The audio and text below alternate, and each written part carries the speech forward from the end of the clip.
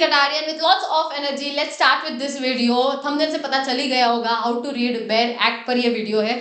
क्यों ये वीडियो बनाने की जरूरत पड़ी? क्योंकि मैंने ऐसा देखा है कि बच्चे पूरा कोर्स करके आते हैं और जब भी कभी फास्ट ट्रैक के लिए आते हैं या रिवीजन के लिए आते हैं या किसी भी तरीके के डाउट्स लेकर आते हैं तो उनको बेसिक पता नहीं होता। जो स्क्रैच से जो पढ़ना होता है या जो बेस होता है लॉ का, वो सारा बेयर एक्ट से स्टार्ट होता है। कोई भी लॉ हो, मतलब आप कोई भी सीएस कोर्स करो, सीए करो, सीएमए करो, और कोई भी कोर्स में आप रहो, फर्क नहीं पड़ता। अगर आप लॉ पढ़ रहे हो तो आपको बेसिक पता होने चाहिए, कुछ शब्द पता होने चाहिए, बट बच्चों को पता नहीं होते हैं और फिर वो मुझसे पूछते हैं कि मैम हमको ये पता ही नहीं कि बेयर एक्ट क्या होता है। तो वो टेक्निकल लैंग्वेज आपको समझ में आए, इसीलिए पहले तो पहला टेक्निकल वर्ड जो आपको समझना है या सीखना है वो होता है बेयर एक्ट, जो कि बच्चे सीखते नहीं है। तो स्पेशली उन सब बच्चों के लिए। दूसरा, जो भी ये वीडियो देख रहा है, क्योंकि हम लोग लॉ डेली लेवल पर, मतलब डेली लाइफ में भी कई बार इस्तेमाल करते हैं, लेकिन हमें नहीं पता होता कि कैसे लॉस को पढ़ना है। फिर जैसे फॉर एग्जांपल जीएसटी है, तो अगर आपका रूम रेंट जो होता है वो प्रिस्क्राइब अमाउंट से कम है, 7,500 से कम है, तो आपको 12% जीएसटी देना होता है, अदरवाइज आपको 18% देना है। तो ये सारी चीजें लॉ में लिखी है, तो मतलब ये लॉज आपको पता होने चाहिए। अब ये लॉज अगर आपको पता होने चाहिए तो उसके लिए ये तो पता हो कि लॉ पढ़ना कैसे है। उसके साथ साथ उन सारे स्टूडेंट्स के लिए जो इंटरव्यू में जाने के बाद लॉ को पेज नंबर के बेसिस पर पढ़ते हैं। इंटरव्यू में मैंने कई बार देखा है, जो इंटरव्यूअर होता है जो चेक कर रहा है कि आपको कितना ज्ञान है, जीएसटी हो, डीटी हो, हर जगह लॉ ही है, तो वो जब चेक करता है वो पूछता है कि आप ये सेक्शन पढ़ के बताओ बेयर एक्ट में से। तो बेयर एक्ट को वो पेज नंबर के बेसिस पर देखते हैं कि यार किधर है वो पेज नंबर से सेक्शन नंबर। एक्चुअल में वैसे बेयर एक्ट नहीं पढ़ना होता है। बेयर एक्ट पढ़ने का एक तरीका होता है, किताब जो भी आपको रेडी रखना होगा या जो भी आप ऐसे शब्द सुनोगे आगे जाने के बाद जब आप आर्टिकलशिप में जाओगे, उस वक्त आपको समझेगा कि आपको बेयर एक्ट जो है वो सेक्शन नंबर से पढ़ना होता है, ना कि पेज नंबर से। आई हैव सीन स्टूडेंट्स कि वो पेज नंबर से पढ़ते हैं। तो प्लीज ये सारे मिस्टेक्स ना करें, इसीलिए बेसिक थोड़ा सा समझ लो कि क्या होता है एक्ट, क्या होता है लॉ। सबसे पहले तो जो मैं अब बिकॉज कंपनीज एक्ट आप सबके लिए काफी क्लोज है, कोई भी स्टूडेंट रहे, कोई भी कोर्स का रहे, तो इसीलिए मैं कंपनीज एक्ट के बेसिस पर ही आपको पूरा एक्सप्लेनेशन दे रही हूँ। तो कंपनीज एक्ट आपको कहाँ मिलेगा? एमसीए के वेबसाइट पर जाना, यहाँ पर आपको कंपनीज एक्ट मिल जाएगा। यहाँ पर एक्ट्स, कई सारे एक्ट्स दिए उन्होंने, companies, LLP, insolvency, competence, competition act वगैरह वगैरह। मैं कंपनीज एक्ट से स्टार्ट कर रही हूँ। तो कंपनीज एक्ट के लिए सबसे पहले तो ये समझो कि companies act, what is the difference between act and law. सबसे पहले तो ये बेसिक पता होना चाहिए, what is the difference between act and law. तो एक्ट, लॉ, ठीक है, ध्यान से समझना क्या बता रही हूँ। एक होता है बेयर एक्ट। क्या होता है बेयर एक्ट? बेयर एक्ट का मतलब होता है as it is. Bare act का मतलब क्या होता है? As it is.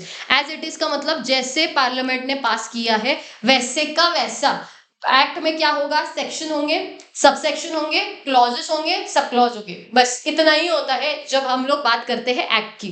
तो लॉ का मतलब क्या होता है? लॉ का मतलब होता है कि section, sub section, clause, sub clause, ये एक्ट तो है ही, along with that एक्ट तो है ही, बट along with that और क्या क्या दिखेगा आपको उसमें? अमेंडमेंट्स मिलेंगे, रूल्स, सर्कुलर्स, नोटिफिकेशन, ऑर्डर्स, ये जो एक्स्ट्रा का जो लिखा हुआ है, केस लॉज, ये सारी चीजें मिलाकर बनता है लॉ।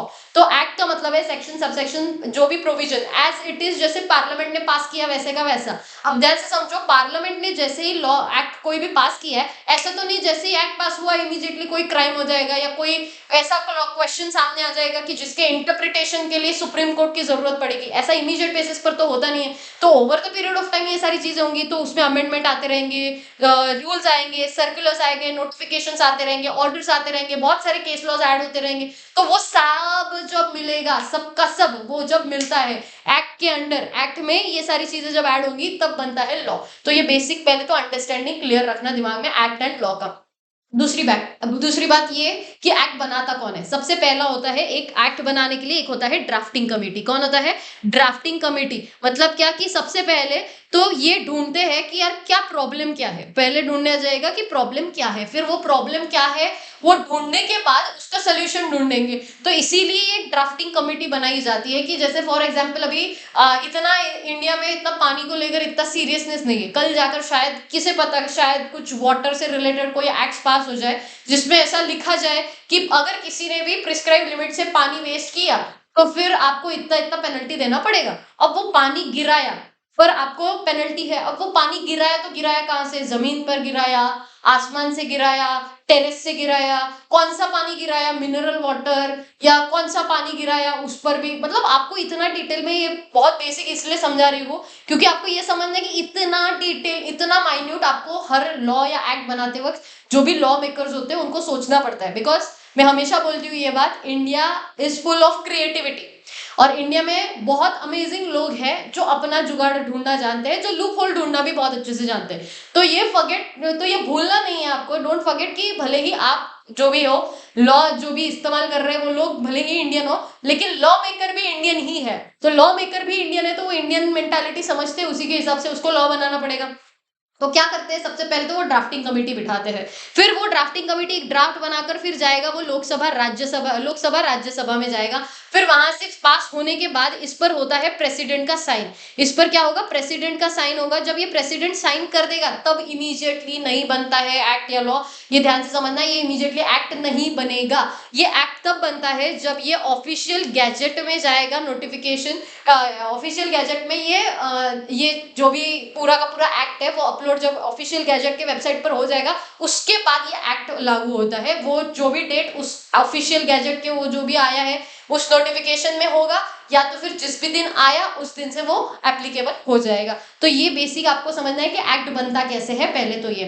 पहले मैंने क्या समझाया, एक्ट एंड लॉ के बीच का फर्क, फिर मैंने समझाया कि एक्ट बनता कैसे है। अब जैसे कंपनीज एक्ट है, अगर आपको कंपनीज एक्ट देखना है, ठीक है ना, तो कंपनीज एक्ट अगर आप देखते हो ध्यान से, तो कोई भी सेक्शन आप खोलना, कोई भी एक्ट आप खोलना, तो आपको ऐसे चैप्टर्स मिलेंगे, ठीक है, चैप्टर 1 2 3 4, जैसे आपका सिलेबस भी चैप्टर्स में डिवाइड होता है, वैसे पूरा एक्ट चैप्टर वाइज डिवाइड होता है कि यार प्रॉस्पेक्टस से रिलेटेड ये चैप्टर में सब कुछ डाल दो, शेयर होल्डर से रिलेटेड ये डाल दो, ऑडिटर से रिलेटेड ये चैप्टर में डाल दो। तो ऐसे आपके चैप्टर्स होते हैं। जो भी आपका सेक्शन होता है 1, हमेशा हर एक्ट का section 1 is always about short title, extend, commencement and application. मतलब क्या, कंपनीज एक्ट ये शॉर्ट टाइटल है। एक्सटेंड मतलब क्या, पहले तो ऐसा होता था ना कि जम्मू एंड कश्मीर को इंडिया का पार्ट नहीं माना जाता था, बट अब Jammu and Kashmir is also part of India, तो होल ऑफ इंडिया को ही ये एक्ट एप्लीकेबल है, या कोई स्टेट को छोड़ा जाएगा, तो वो सारी चीजें किधर लिखी जाती है, एक्सटेंड में। कमेंसमेंट मतलब कहाँ से आगे वो केस वो एक्ट जो है वो आपको एप्लीकेबल होगा, वो कमेंसमेंट होता है, एंड फिर उसका एप्लीकेशन। ये होता है आपका सेक्शन नंबर 1। हर एक्ट का सेक्शन नंबर 1 ये बताता है शॉर्ट टाइटल, कमेंसमेंट, एक्सटेंड। दूसरा जो सेक्शन होता है हमेशा होता है डेफिनेशंस का, ठीक है, हमेशा कौन सा होता है, डेफिनेशंस का होता है। जैसे कंपनीज एक्ट में प्रोस्पेक्टस का डेफिनेशन हो गया, की मैनेजरियल पर्सन का डेफिनेशन हो गया, या company, private company, basic company का definition section 20 clause 20 section 2 clause 20 में है, या प्राइवेट कंपनी हो गया, पब्लिक कंपनी, 1 पर्सन कंपनी, ये सारे डेफिनेशंस कहाँ मिलेंगे, सेक्शन 2 में मिलेंगे। हमेशा ये दो सेक्शंस हर एक्ट में सेम रहते हैं। उसके बाद जो भी आपको सेक्शंस बनाने, मतलब जो भी आपको चैप्टर्स बनाने, सेक्शंस बनाने, आप उस हिसाब से बनाओ। अब जैसे फॉर एग्जांपल मैं कोई भी एक आध सेक्शन दिखाती हूँ आपको, जो भी आएगा सेक्शन। अब सेक्शन 1 एंड 2 की बात नहीं कर रही हूँ मैं, सेक्शन 1 एंड 2 में तो हमेशा याद रखना, देखो जैसे ये सेक्शन 2 है, तो ये सेक्शन 2 हमेशा याद रखना। जब भी आप कोई भी लॉ पढ़ते हो, तो लॉ पढ़ते वक्त अगर आपको ऐसा दिखता है, ठीक है ना, अज्यूम करो ऐसे नंबर है 128 1A2, ठीक है ना, तो ये क्या है, ये सेक्शन नंबर होता है, ये दिस इज सेक्शन, ठीक है, this is sub section, this is clause, and this is sub clause, this is what, sub clause, ठीक है। अब ध्यान से समझो, section, sub section, clause, sub clause, इस तरीके से आपको समझाना है। तो कोई भी सेक्शन आप खोलो, section, sub section, clause, sub clause. लेकिन जब मैं बात करती हूँ सेक्शन 2 की, तो अगला जो भी ब्रैकेट होगा उसका 36 42 व्हाटएवर जो भी नंबर होगा, ये उसका क्लॉज होता है। मतलब क्या, क्यों ऐसा, ध्यान से समझो। जब आप कोई सेक्शन में, जब आप कोई सेक्शन से रिलेटेड ही आप कुछ और एक्स्ट्रा बताना चाहते हो, तब हम सब सेक्शन बोलते हैं। लेकिन जब डेफिनेशन की बात आती है, जैसे अभी इधर देख सकते हो तुम लोग, डेफिनेशंस है, ठीक है ना। पहला डेफिनेशन है ब्रीच प्रोस्पेक्टस का, दूसरा डेफिनेशन है अकाउंटिंग स्टैंडर्ड का। अब इन दो डेफिनेशन का एक दूसरे के साथ कोई लेना देना नहीं है, इसीलिए जब लेना देना नहीं होता तब ऐसा बोलते हैं section 2 clause 1, section 2 clause 2, section 2 clause 3। तो section 2 is the only section जिसके बाद हम लोग क्लॉज बोलते हैं, क्योंकि कोई लेना देना नहीं होता। अदरवाइज सीक्वेंस कैसा रहेगा, section, sub section, clause, sub clause. I hope so you understood this. उसके अलावा अब ये तो बेसिक समझ गया कि कैसे आगे स्टार्ट करना है। उसके बाद कुछ शब्द आते हैं जो कि आपको समझने हैं।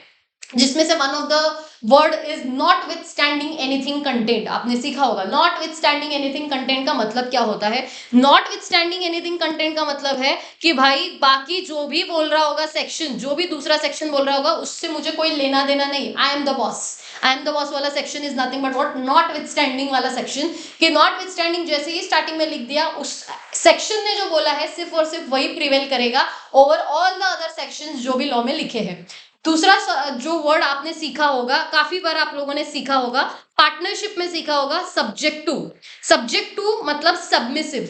Submissive is nothing but what कि आपको उसको साथ में कंसीडर करके चलना है। जैसे पार्टनरशिप अग्रीमेंट को पार्टनरशिप एक्ट के साथ में कंसीडर करके चलना होता है, तब हम वर्ड यूज करते हैं सब्जेक्ट टू। तो नॉट विथ स्टैंडिंग शब्द का मतलब समझ गया। दूसरा मैंने समझाया आपको सब्जेक्ट टू। तीसरा शब्द आप बहुत बार सीखोगे as may be prescribed, but बच्चे को ये पता ही नहीं होता एज मे बी प्रिस्क्राइब मतलब प्रिस्क्राइब किया किधर है। ध्यान से समझो, as may be prescribed is nothing but prescribed in rules. कभी भी शब्द दिखे एज मे बी प्रिस्क्राइब्ड, इसका मतलब रूल्स की बात हो रही है। अब ये क्यों ऐसा है ध्यान से समझो। क्या हुआ था, सेक्शंस जो है वो सेक्शन सब सेक्शंस ये सारे जो भी क्लॉज सब क्लॉज होते हैं वो लोकसभा राज्यसभा एक्ट में बनते हैं। जो रूल्स होते हैं वो सेंट्रल गवर्नमेंट बनाता है।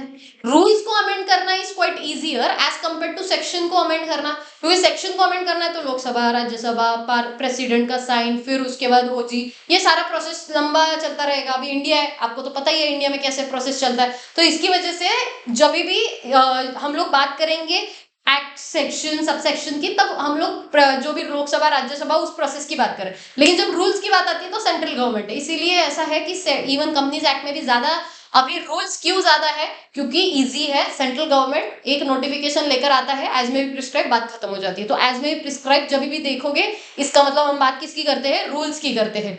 और आखिरी वर्ड जो मैंने कई बार देखा है बच्चों को कंफ्यूजन होता है, प्रोविजन। प्रोविजन का मतलब है जो भी सेक्शन बोल रहा है वो, एंड एक होता है प्रोविजो। ये बच्चों को पता ही नहीं होता, वो पूरा पढ़ लेता है जिंदगी का लॉ और उसके बाद उसको समझ में नहीं आता प्रोविजो एंड प्रोविजन के बीच में फर्क क्या है। प्रोविजन मतलब जो सेक्शन बोलता है and proviso is nothing but exception. Provision is nothing but what, exception. Proviso की जगह पर आपने वर्ड सुना होगा प्रोवाइडेड दैट। प्रोवाइडेड दैट ये शब्द आप लोगों ने सुना होगा। Provided that is nothing but आप एक्सेप्शन डालते हो, कोई तो चीज बताते हो उसको एक्सेप्शन के लिए डाल देते हो लिखकर प्रोवाइडेड, हाउएवर, अनलेस ऐसे शब्द डालकर। तो this is nothing but proviso. तो प्रोविजो का मतलब होता है एक्सेप्शन। आई होप सो ये बेसिक आप लोगों को क्लैरिटी होगी कि अब कौन सा शब्द कहां पर अगर आता है लॉ में तो कैसे उसको इंटरप्रिट करना है और कैसे पढ़ना है। तो प्लीज अंडरस्टैंड, कोई भी एक्ट हो कोई भी लॉ उसका ये ऐसा आपको बेयर एक्ट मिलता है, तो जब भी आप लॉ की पढ़ाई करो तो बेयर एक्ट से करोगे तो ज्यादा क्लैरिटी होती है एज कंपेयर टू जो भी आपका बोरोड नॉलेज है उसके बेसिस उसके कंपेरिजन से। तो हमेशा याद रखना कि बेसिक मैंने ट्राई किया कि आपको कुछ शब्द होते हैं जो समझ में आए, जिसकी वजह से देखो लॉ में ना कॉमा, फुल स्टॉप, इवन मे शब्द मतलब क्या है, रेकमेंडरी है। मे मतलब क्या, रेकमेंडरी सेक्शन है, लेकिन शैल जैसे ही बोला तो मतलब मैंडेटरी है। तो शैल, मे, फुल स्टॉप, कॉमा, मतलब जहां पर भी अनलेस शब्द आ रहा है, हाउएवर आ रहा है, ये सारा हर एक छोटी से छोटी चीज इंपॉर्टेंट होती है लॉ के पर्सपेक्टिव से। तो प्लीज जब भी आप ध्यान से समझो, मतलब जब भी पढ़ोगे तो बहुत फोकस के साथ पढ़ना। और थोड़ा सा एक लास्ट पॉइंट बताकर जाती हूँ। कुछ शब्द होते हैं जैसे कि लॉ मेकर्स। लॉ मेकर्स की अगर मैं बात करती हूँ तो लॉ मेकर्स का मतलब होता है लोकसभा राज्यसभा, यही होता है आपका parliament. Lok Sabha Rajya Sabha is nothing but what, parliament.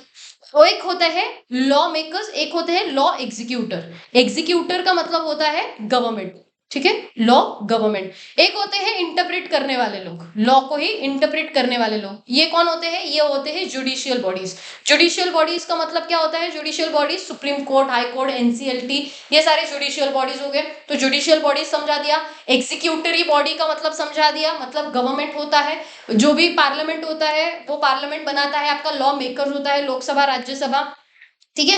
And उसके बाद होता है एक statutory body. Statutory body is nothing but कोई एक्ट के अंडर एस्टेब्लिश हुआ बॉडी। स्टैट्यूटरी बॉडी जैसे आईसीए, आईसीए एक्ट के अंडर बना है, आईसीएसआई एक्ट के अंडर बना है, तो वो होते हैं स्टैट्यूटरी बॉडीज। तो बेसिक इतना भी अगर आपको अंडरस्टैंडिंग, हर एक को इतना बेसिक अंडरस्टैंडिंग हमेशा होना चाहिए। तो जितना मैं ट्राई कर सकती थी आपको समझाने का कि बेसिक एटलीस्ट आपको एक्ट, लॉ, बेयर एक्ट, ये शब्द कभी वापस नए ना लगे। अगर कोई ऐसा आपको बताता है तो आपको ऐसा ना लगे कि मुझे पता ही नहीं है कि ये होता क्या है, जबकि ये बेस है एज इट इज। जब लॉ पास एक्ट पास होता है, वो मतलब जो भी लोकसभा राज्यसभा में जो बिल पास होता है वो एज इट इज पास होना मतलब ये एक्ट होता है। उसमें सारी चीजें जब खिचड़ी होने स्टार्ट होगी वो लॉ होता है। तो इतना बेसिक, आई होप सो आपको वर्ड्स का अंडरस्टैंडिंग, पढ़ना कैसे है उसका अंडरस्टैंडिंग हो गया होगा। अगर फिर भी आपको दिक्कत होती है तो मुझे कमेंट सेक्शन में जरूर बताना, और ये ज्यादा से ज्यादा स्टूडेंट को शेयर करो, क्योंकि मैंने ये बहुत सारे स्टूडेंट ऐसे देखे